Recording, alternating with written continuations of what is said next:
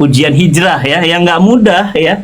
Saya yakin pilihan hidup kan, ketika kemudian meninggalkan masa lalu itu dan sekarang mengambil jalan baru. Nah, ketika mengambil jalan baru itu ya pasti akan banyak sekali tantangan-tantangan ya, banyak yang ditinggalkan dan juga banyak juga celaan. Nah, kok bisa tetap bertahan, dan bisa nggak di-share sedikit perjalanan antum setelah ya lebih kurang mungkin ada lebih dari 7 tahun 10 tahun belakangan ini ya, apa yang dirasakan setelah berubah, mengambil jalan baru itu? Waduh, berat saat nggak ada ilmunya saya nih. Jadi orang dengerin apa saya?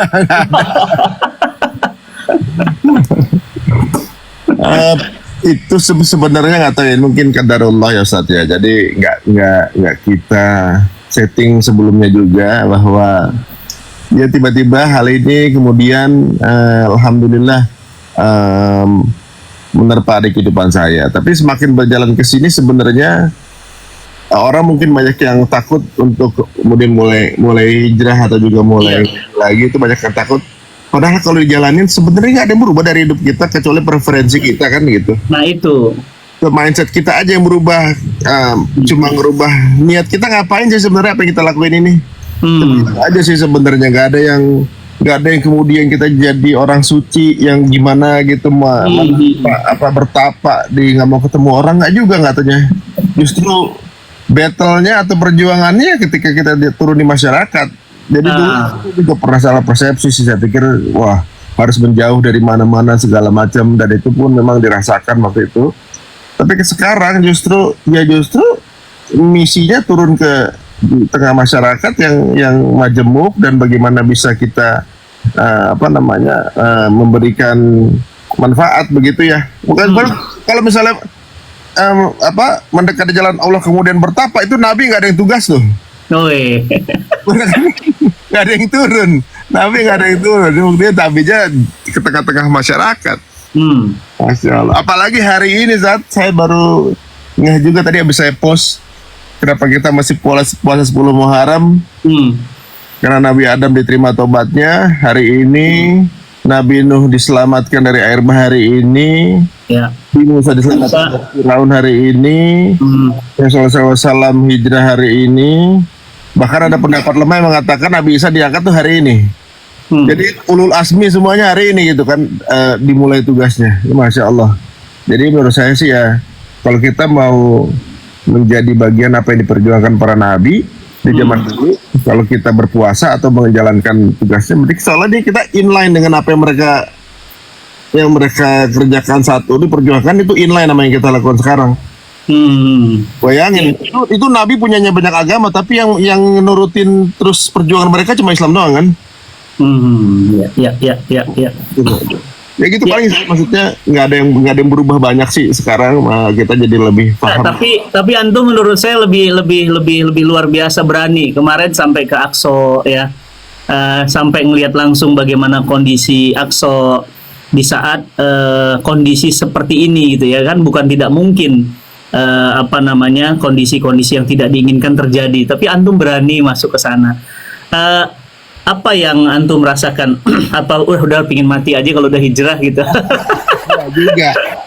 Kan ada hadis tuh kalau nggak salah, takut saya salah gitu kan, kita kalau traveling itu kalau utamakan ketiga tempat dulu, Masjid Nabawi, Makkah dan juga Aqsa, itu satu. Yang kedua, pahala ribat itu jauh melebihi pahala haji mabrur. Ribat itu kan ketika kita berada di perbatasan daerah yang sedang diperjuangkan, kita nongol di situ aja itu udah pahala ribat begitu. Nah, saya yakin sebentar lagi merdeka kan, kalau udah merdeka kan pahalanya hilang. Jadi mumpung masih ada ya. Iya, banyak yang punya pendapat mau ke sana kalau udah merdeka, tapi justru ketika sebelum merdeka pahala ribatnya itu ada di situ. Ya menurut saya ya perbedaan pendapat itu hal yang biasa, tapi menurut saya bahwa ada keinginan dari para Zio ini untuk membuat Masjid Al-Aqsa itu seolah tidak didatangi, dan mereka berhak untuk merubah posisinya atau juga merubah bentuknya jadi Bait Sulaiman waktu itu kan. Jadi harus diramaikan gitu kondisinya. Dan di posisi itu juga kan ada beberapa hal yang saya sedang jalankan dan ikhtiarkan. Masa ya saya mau menukar apa yang saya jalankan nih kalau bisa dapat anak yang soleh gitu saat. Masya Allah. Setiap perjalanan kita, apa yang kita laksanakan kalau ada pahalanya, boleh nggak ditukar sama anak saja dan anak-anak yang soleh gitu. Allah, amin amin amin ya rabbal alamin. Ada pengalaman apa selama di Aqsa kemarin? Mungkin teman-teman banyak yang nggak tahu. Atau ingin itu yang, aduh saya tuh merasa beruntung sih ke sana karena saya kemudian berkunjung ke makam para nabi kan. Ya. Di Nabi Ibrahim, Nabi Yahya, Nabi Yusuf, Nabi Yakub, Nabi Musa, kemudian Nabi Musadek nggak ada ya, Musadek ya? Musadek ada. Nggak ada.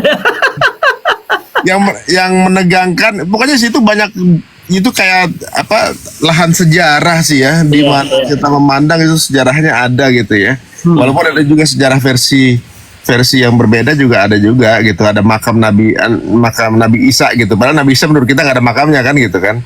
Nah, banyak hal sih yang saya rasa di sini karena ada 3 agama di situ. Bahkan ada agama lagi, ada agama Drus di sana. Jadi 4 agama yang kita rasa bahwa wah perjuangan mereka ini untuk tinggal di sana aja sulit. Untuk tinggal aja loh, tinggal aja udah sulit gitu. Apalagi dalam keadaan terpressure gitu. Jadi kita tuh merasa bahwa cobaan kita tuh masih belum ada apa-apanya gitu sama perjuangan mereka yang mereka jalanin kan gitu kan.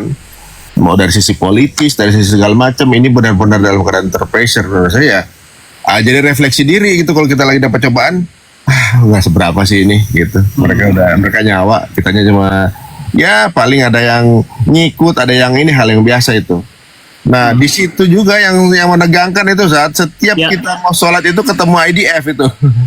Setiap kali sholat ya, bayangkan. Mau sholat ketemu IDF, bayangin di situ. Tapi di situ justru kalau kita menunjukkan apa namanya? Ingin gaplok antum? Apa? Nggak pingin. Ya kalau saya ngelihatnya IDF yang jaga itu justru anak-anak wajib militer. Jadi sebenarnya anak-anak senjatanya masih gemeteran kayaknya gitu kan. Nah tapi saya ditunjuk senjata juga takut juga. Gitu.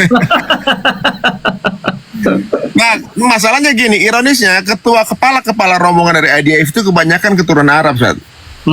Yang galak itu justru yang keturunan Arab. Jadi justru kebanyakan yang galak-galak itu adalah saudara-saudara itu biasanya. Dia jadi jajah kan, londo irengnya yang galak kan, gitu kan. Nah tapi mereka yang punya kepercayaan, mereka yang kepercayaannya Drus diambilnya. Jadi menurut saya bahwa wah ternyata ujian akidah juga bukan cuma di sini, di tanah para nabi juga mereka juga banyak ujian akidah gitu. Jadi kita ngelihat bagaimana untuk masuk ke Aqsa aja berjuang gitu. Jadi pas di dalam tuh rasanya ini maksimalin deh apa yang kita bisa lakukan gitu, karena kemampuan kita di media gitu ya udah kita sebar sebanyak-banyaknya lah rasa untuk ke Aqsa. Tapi sayangnya sejak perang kemarin ditutup Aqsanya. Oh ditutup itu ya? Ditutup malah. Tapi saya lihat antum bisa masuk tuh ke masjid. Enggak, sejak perang Iran. Oh iya kemudian terpapar video-video Netanyahu lagi di bawah itu kan, di sekitar tembok ratapan gitu. Nah terpapar seperti itu. Tapi kemarin dibuka lagi, cuma orang nggak boleh masuk. Bagaimana? Apa yang dibuka kalau orang nggak boleh masuk? Gitu. Nah jadi ibaratnya sekarang ya posisinya masih mencemaskan. Saya dapat kabar dari yang saya kenal di sana bahwa keadaannya di sana jemaah orang lokal nggak boleh masuk gitu. Tapi coba aja sekarang untuk yang mau ke sana. Mudah-mudahan kalau jemaah dari luar diperbolehkan ini karena perang Iran kita takut. Tapi saya bingung visa antum kok bisa diterima ya? Karena antum di postingnya banyak banget tentang Palestina. Saya juga bingung kok. Iya. Alhamdulillah lah karena mungkin ya karena anak Pak Untung kali ya, anak Pak Untung. Namanya Untung kali ya. Mesti di rombongan kita ada 2 yang nggak masuk. Nggak boleh masuk kan? Alasannya karena masih muda gitu. Mereka takut jadi pejuang kali ya, jadi nggak boleh masuk gitu kan. Ya mereka liburan di Jordan akhirnya. Allah. Antum dan istri masuk ya, Ustadz Uzma juga bisa masuk ya? Masuk, bahkan beliau jadi imam itu di Aqsa. Iya. Jadi Itu sebenarnya itu menunjukkan bahwa Aqsa tuh sepi saat sekarang. iya, nggak selalu juga ya. Artinya orang yang sering menyuarakan tentang Aqsa kemudian tidak bisa masuk Aqsa ya. Bismillah. Itu mungkin kita jadi takut ke sana gara-gara gitu kan, bahwa yang pro Palestina nggak bisa masuk gitu ya. Tapi memang Ustadz Uzma bulan Januarinya nggak bisa masuk gitu. Tapi semi random sih menurut saya sih kayaknya. Random ya, ya. Gitu. Tapi Ya. pengalaman imigrasi terlama di imigrasi Israel memang 2,5 jam itu di imigrasi aja. Ya, ya, ya, ya, ya. Di ini kan ketika antum sudah memilih jalan baru tadi, ini kan bulan Muharram identik dengan hijrah. Banyak ya air mata yang antum rasakan dalam perjuangan ini ya. Mungkin juga bingung ya ngelihat kelompok Islam yang kok nggak bisa nyatu. Mungkin juga di awal-awal juga bingung gitu ya. Kok gini-gini amat ya sesama Muslim saling cela gitu ya. Sekarang apakah rasa itu masih ada? Rasa kebingungan itu atau sekarang udah kebal, udah biasa gitu ya? Gimana sih? Memang dulu waktu di awal tuh saya ngerasa bahwa kalau udah sebagai seorang Muslim kemudian bikin event gitu, kemudian Ya. bisa berkumpul bersama, nggak taunya justru di saat bikin event itu kita kerasa bahwa wah, kamu bikin eventnya sama kelompok ini, berarti kamu ngundang kita, kamu berarti berseberangan sama kita gitu. Nah, saya baru tahu dari situ kalau ternyata di Indonesia itu Islam Ahlussunnah wal Jamaah itu terdiri dari berbagai bendera gitu ya. Yang saya rasa semuanya persamaannya banyak banget, perbedaan hanya furu, tapi kadang-kadang hanya perbedaan kecil itu yang membuat jadi perselisihan, itu yang saya rasa di belakangan gitu. Tapi berjalan dengan waktu, saya ngerasa bahwa ya ini benar kata ungkapan berbeda itu fitrah, bersatu itu perintah. Uniknya Ustaz, bahwa orang sibuk gitu ya, ada sedikit perbedaan pandangan gitu yang udah selesai di zaman para imam itu kemudian dijadiin konten gitu, kemudian kata-kata dengan narasi-narasi yang tanpa adab gitu. Makanya benar juga adab sebelum ilmu tuh benar juga ya. Dan kemudian ada perasaan-perasaan yang merasa paling mulia lah, yang paling benar, anak khairu minhu gitu segala macam.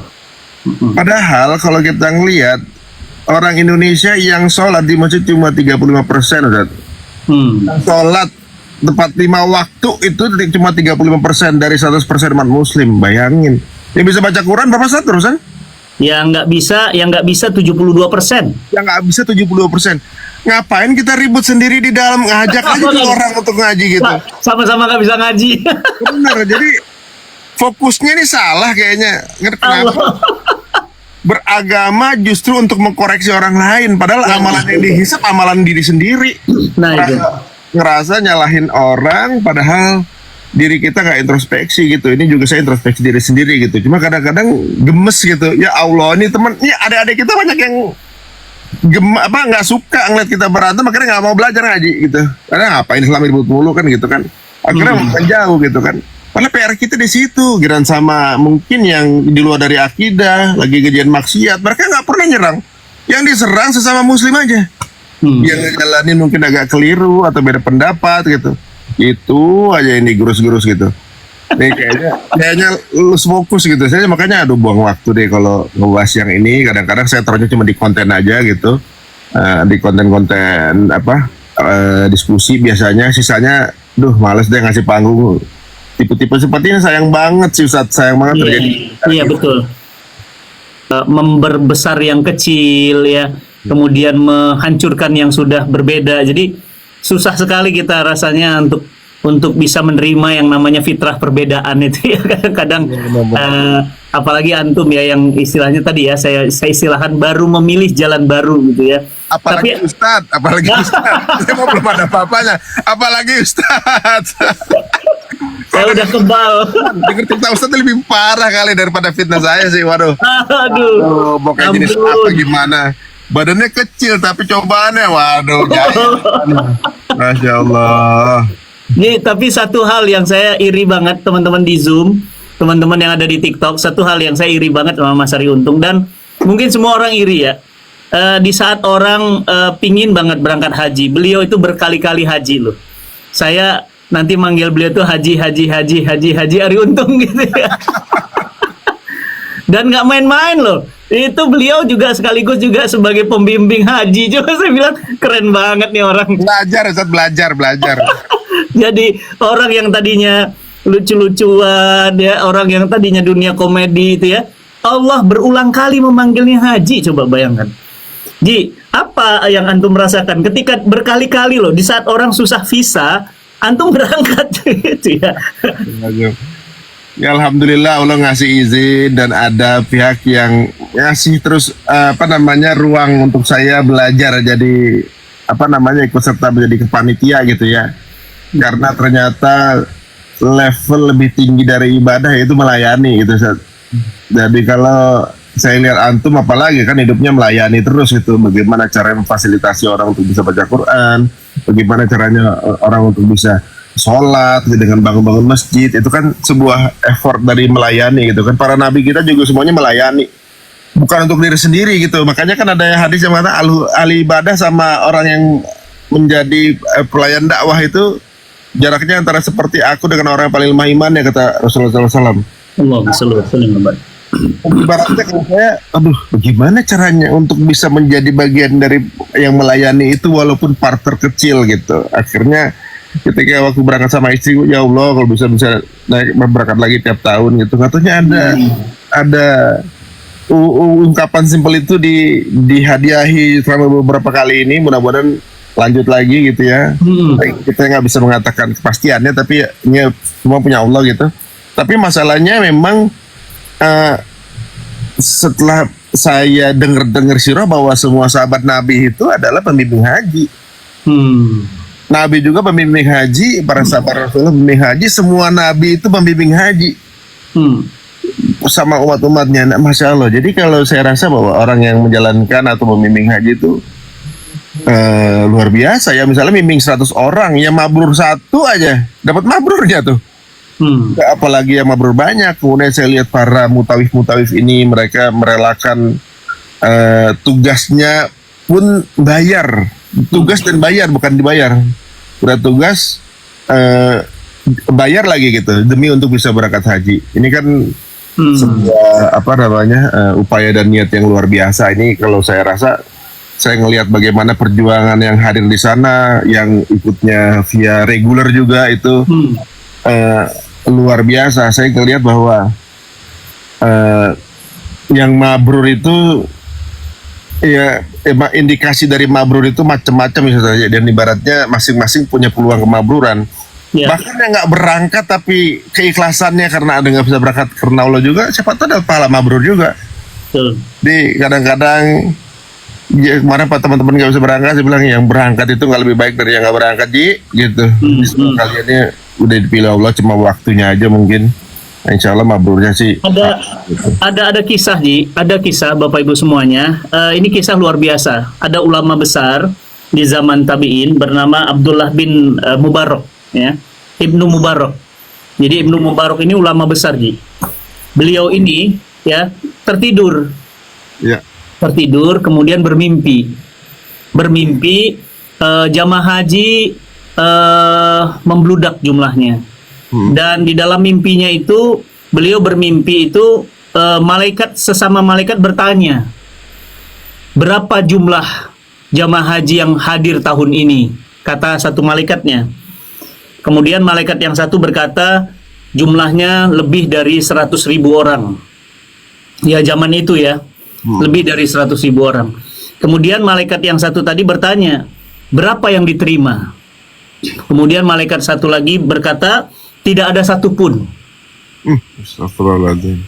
Tidak ada satupun. Bayangkan. Jadi segitu banyaknya itu tidak ada satupun. Itu bayangkan. Itu langsung terbangun dia dari tidurnya. Masya Allah.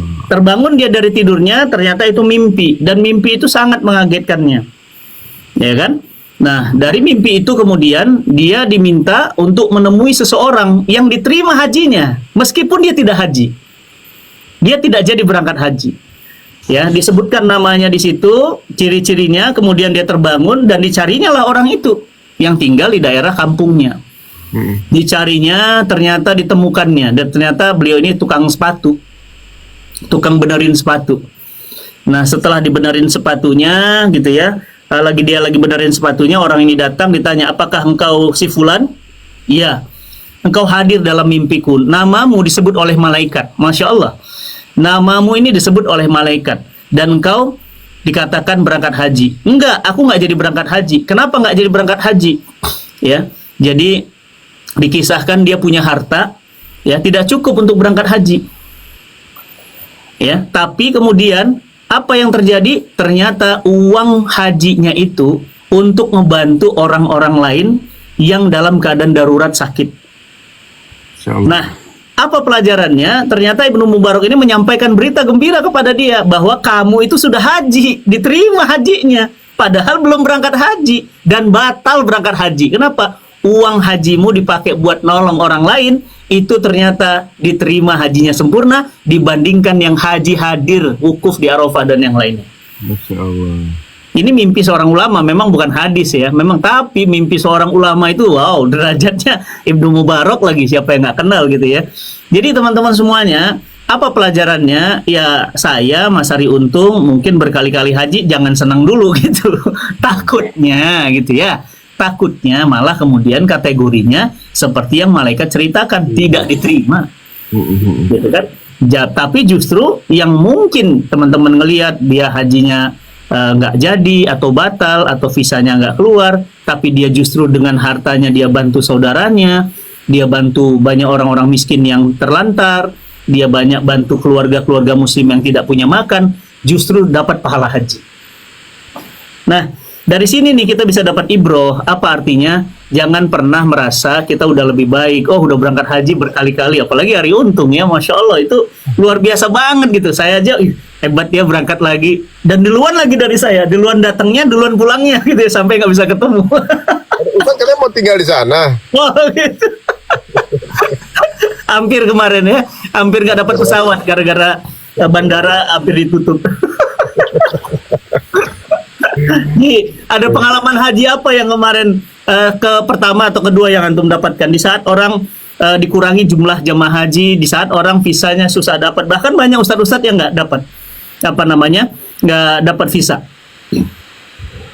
Menariknya Ustaz, maksudnya gini, soal mau berkali-kali juga haji itu rasanya seperti pertama kali Ustaz, ya. Ya, maksudnya selalu ada apa ya?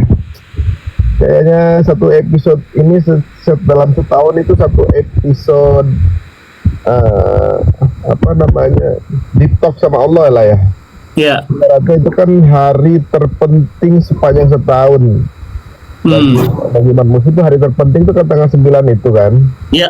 Nah, masa kita udah umur 30 tahun, 40 tahun, satu hari itu aja kita dalam seumur hidup kita nggak nyempetin ke situ gitu loh. Soalnya itu nikmatnya, Masya Allah, nikmatnya luar biasa. Bapak Ibu, teman-teman semua, kalau Anda pun nanti suatu saat mudah-mudahan yang nonton acara ini dimudahkan untuk berangkat. Ya. Itu asli nikmat banget, apalagi di momen setelah sholat zuhur ya, dari zuhur itu yang sampai maghrib ya. Sampai maghrib digambarkan langit terbuka dan Allah hadir di situ. Masya Allah, itu kan kurang nikmat apa. Kalau kita Lailatul Qadar itu 10 hari itu kita dikasih semacam tugas, pilih di antara salah satu hari itu kan, kita embat setiap hari karena kita nggak tahu pasti yang mana jatuhnya kan, dan malaikat turun ke bumi lah. Ini udah ditentukan waktunya, datang Allah langsung lagi, gimana istimewa. Dan di situ kan Allah banggain langsung depan malaikat itu kan, lihat tuh hambaku yang hadir di Arafah tuh. Kapan lagi dibanggain sama Allah, dan namanya dibangga-banggakan di depan malaikat, disebut-sebut. Masya Allah. Kalau saya tetap aja satu husnuzon, semua yang berangkat mabrur. Gitu. Karena dengan era Allah ini kan obral kasih sayang banget terus saya. Mungkin kita banyak kekeliruan kali ya, maksudnya banyak kesalahan, nggak sempurna. Tapi Allah nih pemaaf lah, mudah-mudahan kita semua diterima.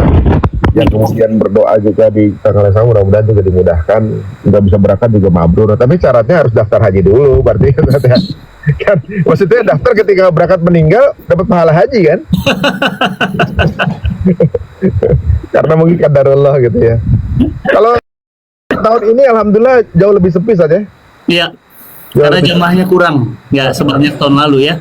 Benar, lebih hikmat, kemudian lebih, tahun lalu tuh 3,5 juta, sekarang 1 juta. 200 kalau nggak salah, atau 1.600 ya, sekitar segitu. Dan mudah-mudahan di tahun-tahun ke depan Indonesia juga bisa jemaah Indonesia bisa dilayani dengan jauh lebih baik gitu ya. Amin ya rabbal alamin. Ji, saya sama antum ini baru pulang haji, baru pulang. Ini malaikatnya masih banyak nih. Saya sama antum kita doakan ya, kita berdua doakan. Ini teman-teman yang ada di Zoom semua. Mudah-mudahan Allah segera panggil untuk berangkat haji sekeluarga dan juga umroh sebelum wafatnya ya. Amin ya rabbal alamin. Mudah-mudahan semua teman-teman yang ada di TikTok juga, kami berdua mendoakan ya. Mudah-mudahan antum Allah berangkatkan haji sebelum wafatnya. Pokoknya sebelum wafat udah berangkat gitu ya. Sekali aja, tadi kata Ari Untung, cuma 1 hari, tanggal 9 doang, tapi itu rasanya udah melampaui semua rasa. Jadi teman-teman semuanya, saya dan Mas Ari Untung mendoakan antum semuanya tuh pada amin semuanya, Masya Allah ya. Saya doakan teman-teman ya. Jangan main-main teman-teman ya, kita nggak tahu doa siapa yang diijabah. Walaupun orangnya kayak Mas Ari Untung, jangan anggap doanya nggak diijabah. Walaupun masih banyak kan, waktu ngelempar jumroh itu kan 7 batu ya. Ya. 7 batu tuh per batunya kan ikhtiar kita untuk ngilangin kebiasaan buruk kan. Ya. Saya nggak boleh sombong pokoknya. Ya Allah, ada jin-jin setan yang ngajak saya sombong, hilangin tuh, lempar satu. Allahu Akbar. Gitu terus, Allahu Akbar gitu. Nah ketika ngelempar begitu, saya justru karena ketika berangkat lagi baru mikir, ada yang saya mau ilangin tahun lalu sekarang nggak sempurna nih. Maksudnya saya niat ngilangin tapi masih kejadian gitu loh di tengah perjalanan itu. Yang mana Allah maafin lah gitu, effortnya itu saya minta lagi jadinya gitu kan. Beberapa hal yang saya rasa nggak mau lagi ngelakuin ini, misalnya jebret gitu. Sepanjang perjalanan, ya ada berapa kali itu masih ngelakuin lagi. Nah minta maaf lagi di situ. Gitu. Jadi mungkin karena belum sempurna itu lagi kan dipanggil ya. Betul. Berarti nggak usah sempurna aja Pak. Tidak pernah sempurna dan tidak akan pernah sempurna. Biar dipanggil lagi. Iya, biar dipanggil lagi. Aduh, kalau udah semua udah beres, belum tentu dipanggil lagi nih, kita pikirkan gitu kan. Waduh ya, mungkin karena ketidaksempurnaan saya yang masih banyak, masih berbat jalan. Berbat jalan. Orang salah pikir udah ini nih udah hijrah gitu kan, orang bilang. Orang kalau kata-kata udah hijrah saya nggak sepakat, soalnya udah berarti udah selesai kan gitu. Hijrah kan perjalanan nih, journey-nya Zat. Iya. Ya Allah, saya sih belum ini banget, masih berubah jalan, masih banyak salahnya, masih banyak proses-proses menjadi lebih baik, masih jadi proses gitu loh, belum jadi, masih wacana yang belum jadi full gitu Zat. Iya. Dan saya mau ngucapin terima kasih sama antum, sama Mimi, Ji. Alhamdulillah masjid kita sekarang sudah dibangun. Saya nangis ngelihat bangunannya itu kayak bangunan pencakar langit tuh, serius banget arsiteknya. Udah sampai begitu kan? Iya kan, bangunannya kan lahannya udah berubah jadi fondasi yang luar biasa ya. Udah jadi susunan kerangka-kerangka yang luar biasa ya. Saya nggak kebayang gitu. Maksudnya gini loh Ji, bangun masjid kan ya namanya masjid ya, di Indonesia bangun masjid gimana sih gitu ya. Ya begitu aja gitu ya.